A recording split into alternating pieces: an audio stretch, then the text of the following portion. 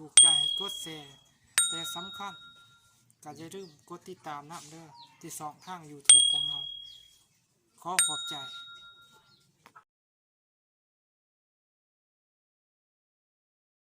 เรืออืคือว่าน้องอาบน้ำอยู่วะโอ้ยไอ้คือว่าแบบนี้น้องก็อาบทุกปีหันแหละไอ้นี่สบู่ปาร์ตี้ซอฟต์พลัสใส่แล้วงามสวยใสแก้ปัญหาพื้นคันกับจัดแบคทีเรียเคลียร์ปัญหากินกายด้วยสารสกัดจากเปลือกมะกรูดผสมผงทองคำหน้าดำๆก็จะได้ขาวใสยื้อไว้อาบทุกมือโมเมนอาบทุกปี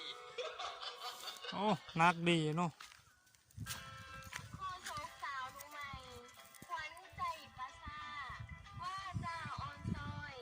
ยิ้มหน่อยหน่อยโอ้ยยิ้มนี่ล่ะเต้หักขาดเต้เรามาเบิ่งทานอบเตาทานอยู่รัก12เนาะเมืองบาเจียงโอ้นักดีเนาะเป็นแต่อยากได้มากดังไฟเด้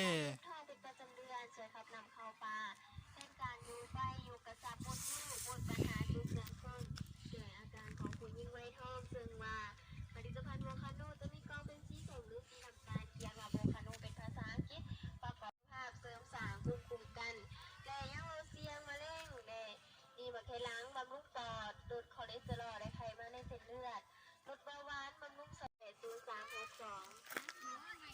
แต่ยังมีรายเช็ครายจ่ายเนาะที่เพิ่นโทรกันเข้ามาจากสายหลังไม่บ่ว่าสิเป็นผลทันทีกินลองนี่ก็คือก่อนน้อยเนาะที่ว่าเอาใส่ทางหลัง